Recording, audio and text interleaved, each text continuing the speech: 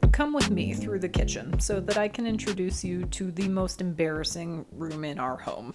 This weird little bonus room that has become kind of a catch all storage space for everything that has had nowhere else to live as we unpack in the new house. And I'm legit ashamed of the state of this room. And in this video, I'm going to transform it from the disaster zone that you see here to hopefully an immaculate and well organized pantry and utility room to hold all of our cooking, cleaning, and DIY supplies. So let's get started. So as we walk into this room on the left, this is where the food is living right now for the most part. So we've got like spices and baking stuff kind of on these racks. And then to the left over here, there's another one. These shelves are all from IKEA, and they've done a good job so far for what we needed them for, which was just a place to put stuff. But it's not organized. I didn't really group any of these things in a logical way. And there's just stuff on the floor. There's tools over here left over from, the project with the island. There's cleaning supplies. All of this kind of needs to be better organized or organized at all. This door is a very strange front door. It's like a second front door. This goes out to the street, and our regular real front door is on the other side of this wall right there. So there's like two front doors on this property. Very confusing, not functional, because obviously we never use this one. We're never coming and going out of this door. So that just remains closed at all times. And these windows also remain closed at all times because, oh God, I'm like tripping on stuff in here, because the view out these windows is just the side of our neighbor's house. And it's not a beautiful view. So there's no reason to keep those open, frankly. So I have to decide long-term what I want to do in this room to make use of it and, not have it just look like a random side room.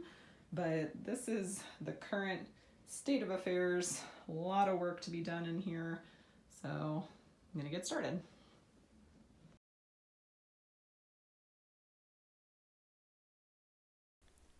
The back corner of the room felt like the most logical place to begin.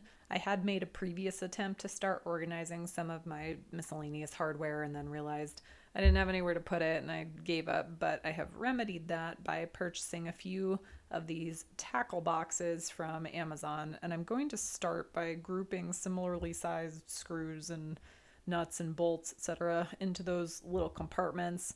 And then the next time I need to grab something for a project, I won't have to paw through one big unorganized container trying to find what I need.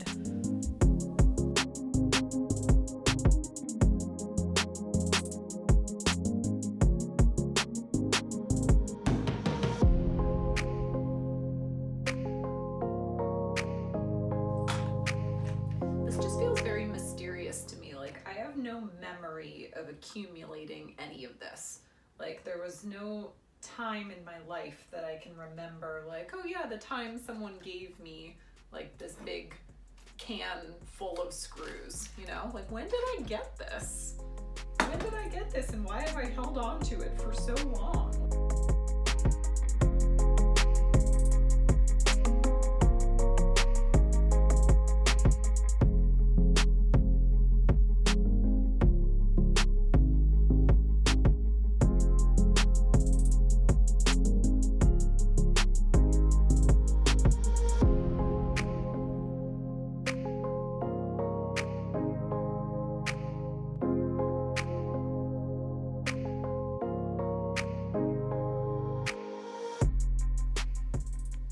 So here's the idea with the tool shelves. We have a lot of tools and supplies, many of which are kind of small, and right now they're kind of difficult to wrangle because they're just sitting on this wire rack of the IKEA shelving, and they're kind of, some of them are like falling through, so they need to be put in more of a container to hold them.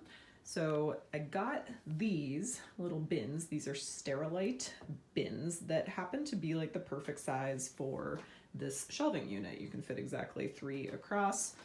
The depth extends all the way to the back.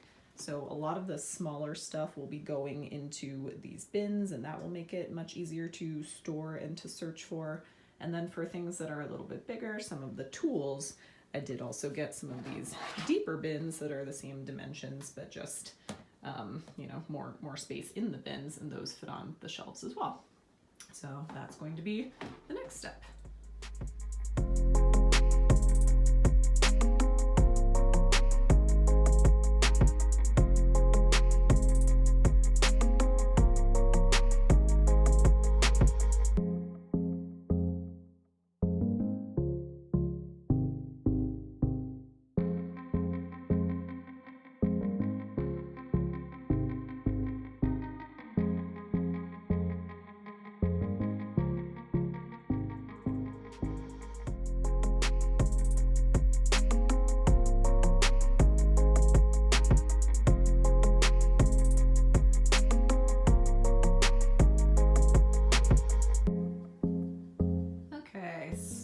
To look a little more organized in here. I am going to make labels for all of these so I know exactly what is in them, but pretty pleased with how much stuff I was able to fit into those bins. Still have to figure out a place to put these clamps that are just kind of an awkward large size. And there's some stuff over here that I'm not quite sure what to do with. These are like extra shelves for these units. We couldn't use all of these on these units because of these large flower bins that are taking up the majority of the bottom section. Don't get me started on the flower bin. This was Chris's quarantine purchase when he decided that he was going to spend the pandemic becoming an artisan baker, which I suppose I can't fault him for because he has been making really delicious bread and pizza this whole time. But these are very large bins to try to work around, so that's why we have extra shelving down here. Now it's time to start working on this one, which holds cleaning supplies mostly and some utility type stuff like batteries in that bin right there. Extension cords and stuff are over here, so I have a few more of these bins left. I'm going to start sorting all of this stuff into bins.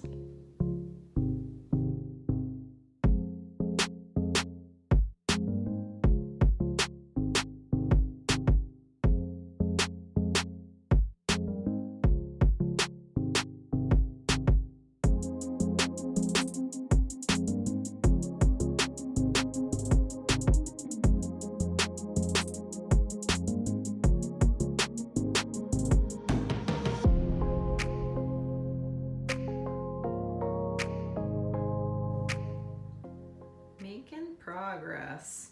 And wow, this is the first time that I've seen this part of the floor in the pantry clear. This is amazing. This part of the floor actually is messed up. We're going to have to fix this at some point. There's some boards right here that feel very structurally unsound, so I guess it's better to leave nothing in this space for now. But yeah, I got the whole tool and utility side pretty much done. I have to put labels on all of these things, but now let's turn our attention to this mess on the right, which is all the kitchen stuff and our food. There's a box here of more kitchen stuff that couldn't even be unpacked because there was nowhere to put it, but like more containers and, you know, cups and stuff, Tupperware in there. And then there's this. This was one of Chris's Christmas presents. It is a gas pizza oven for outdoor use when it's nice enough to go outside. See also the giant bins of flour. So I think I will move this just down into that area over there because it's taking up walkway space right here because we do access these parts of the pantry. So I'll get started on that now.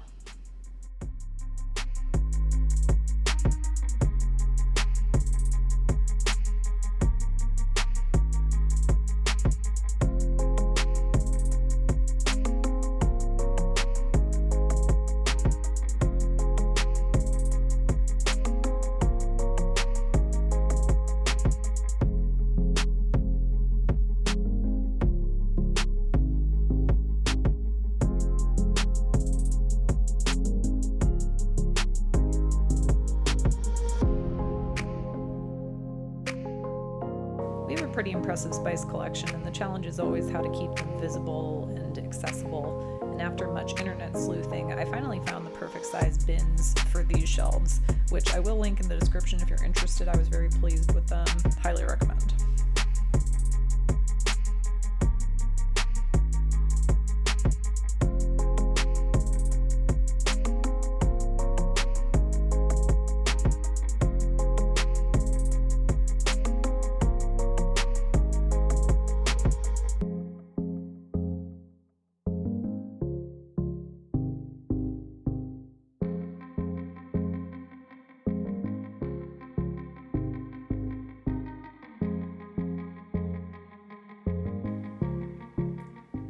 Okay, time to tackle this shelf, and I have a schematic, a pantry schematic.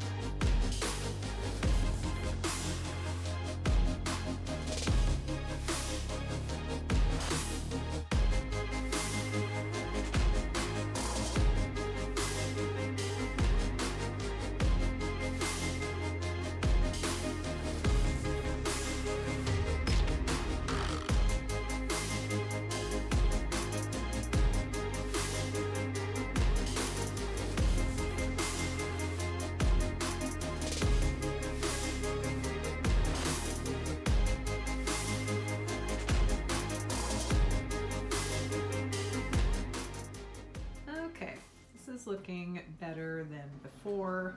You can see I took a lot of this stuff out of its original packaging and decanted it into some of these clear containers. I didn't have enough of them. I might try to buy more. These were from the Container Store originally. I might try to buy more of those so I can do some of the stuff on the bottom, like the cereal and the oatmeal and stuff that's still in its original boxes. That's kind of crowded.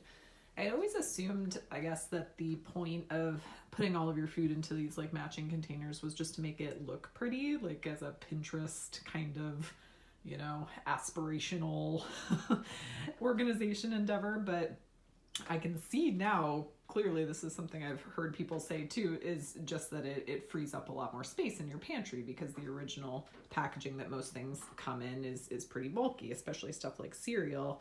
We all know that you open that box and like half of it is actually the contents, the cereal that's in it. So if you pour that out into a smaller container, you can get a lot more room on your shelves. So I think that is worth doing. It also helps us to see, you know, what food we actually have, so we don't keep overbuying things, which Chris is particularly bad about. He'll hate me for saying that, but like, look at this. Look at how many baking sodas we have.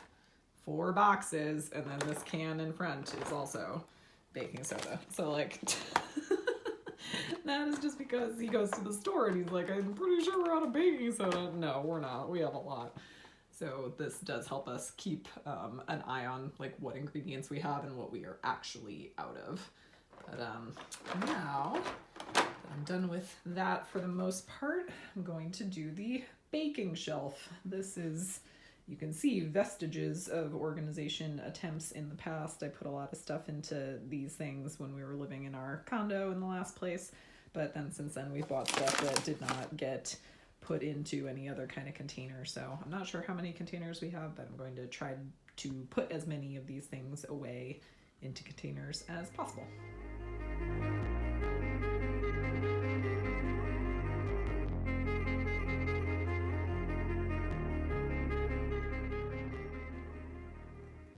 Okay, a little better. Now at least the most used flowers are at the front. I do have to get a couple more containers to hold like the breadcrumbs and the cornmeal and stuff, but this is much more accessible than it was before. The other thing I noticed as I was doing this was that a lot of the tops of these things are pretty dusty. They've been in storage for a while since our move, some of them, so I'm gonna take a minute, just wipe those all down, because That's kind of gross. And then the last kind of couple shelves that really need to be organized here is this one that's kind of mostly supplies, like, you know, Tupperware jugs and stuff like that. And then up here, some random kitchen items that I just need to find a better place for, so I will do that now.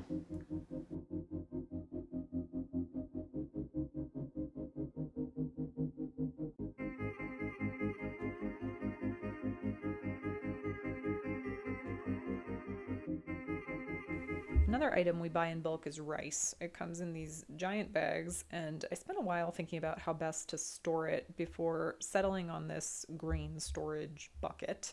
And this one seemed good because there are two lids that screw on from the top and the bottom, so you can scoop your rice out from the top as needed, but then refill it from the bottom so that you're using up your older product first. And yes, if you're wondering, I did wash this thoroughly before dumping the rice into it. It was clean. My sister Julia helped me film parts of this video, so the dramatic shots of rice here are her doing.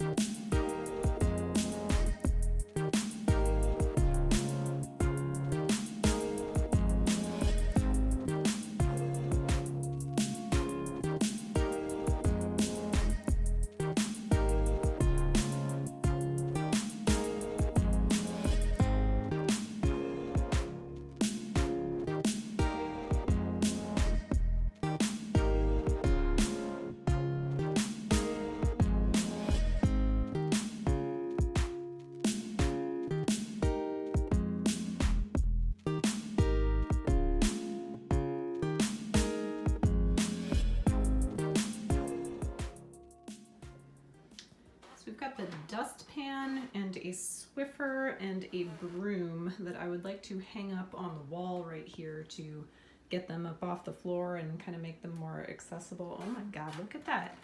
Look at that broom. Okay. Does that give you a sense of how often we clean? I'm gonna have to clean the cleaning supplies. Anyway, so I was pondering how I was going to get this up on the wall, and I was like, I'll have to order some of those like 3M, you know, command strip hooks to put up here. But then I remembered, see, this is the benefit of actually like cleaning your house and organizing your stuff, is that when I was doing the little hardware bits over here, I have them. I have some of these. I have 4 of these with the little adhesive on the back. So there you go. I don't have to buy stuff. I already have it in my collection. I will put that up now. Did anybody notice my wine glass in the midst of this shot? Gotta do a little day drinking, a little wine spritzer when you're, you know, hanging up your dirty brooms.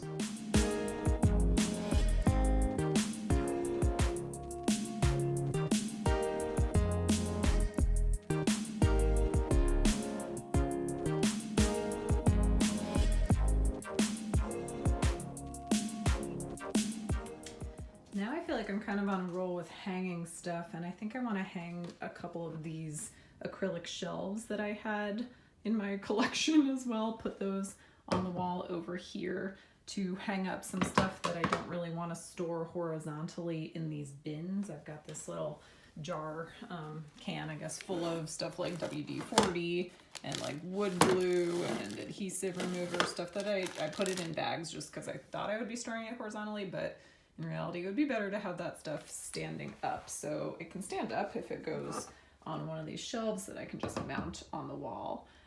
These came with adhesive as well that I actually know where it is. It's in one of these because I came across it while organizing. If you're wondering what these little metal things are on the wall behind all of these shelves, they are magnets because I was using them to locate the studs in the wall.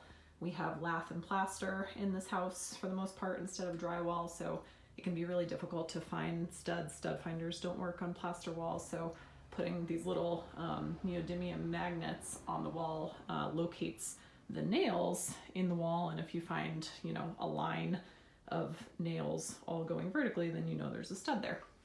But I attempted to drill into the wall over here because my original thought was to put shelves directly on the walls. It didn't go well. There must be something else too behind this wall besides just lath and plaster. Maybe there's brick or something back there, because I could get in like, you know, a few centimeters, and then I was hitting something that I couldn't drill through, and I just got very confused and dispirited and gave up. But I never took the magnets off the wall, so that's why those are still there. Also, did anyone else grow up in a Catholic family and just has religious memorabilia that you cart from house to house, feeling way too guilty to ever think about selling it at a, you know, church garage sale or giving it away?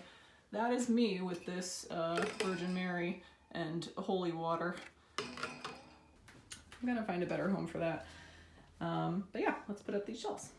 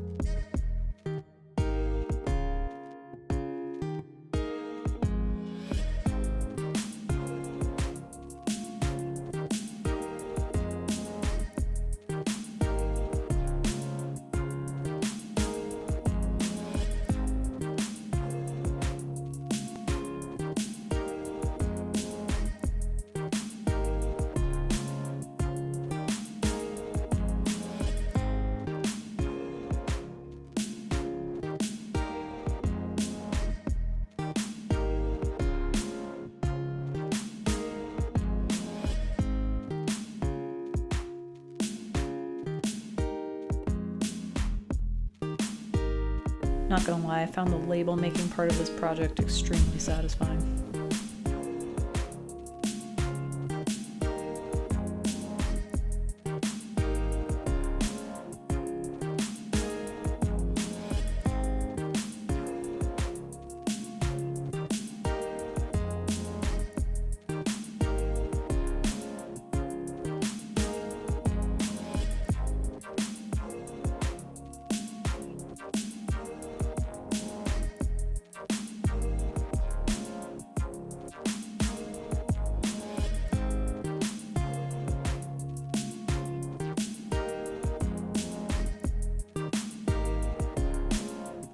There was this little accordion door on the room that I wanted to remove because it didn't slide well in its track, and we never keep this door closed anyway, so I decided to just dismantle it.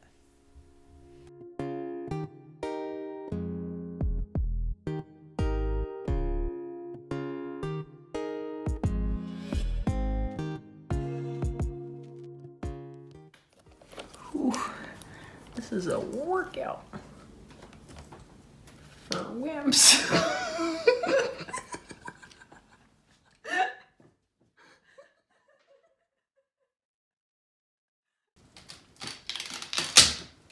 Ooh. Oh, that's very satisfying. Oh, look at that.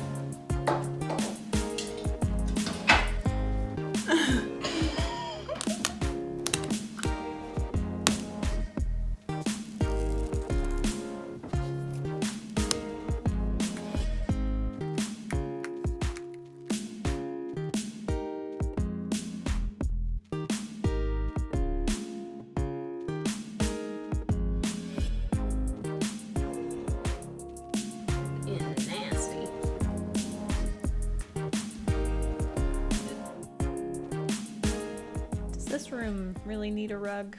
No. Am I going to put one in anyway? Yes. And those extra shelves did end up serving a purpose to coax it into lying flat. Given where this room started from, pretty much anything would have been an improvement. Nothing had a place. It was all just a repository of clutter and mayhem. But after several hours of concerted effort, it ended up looking much better.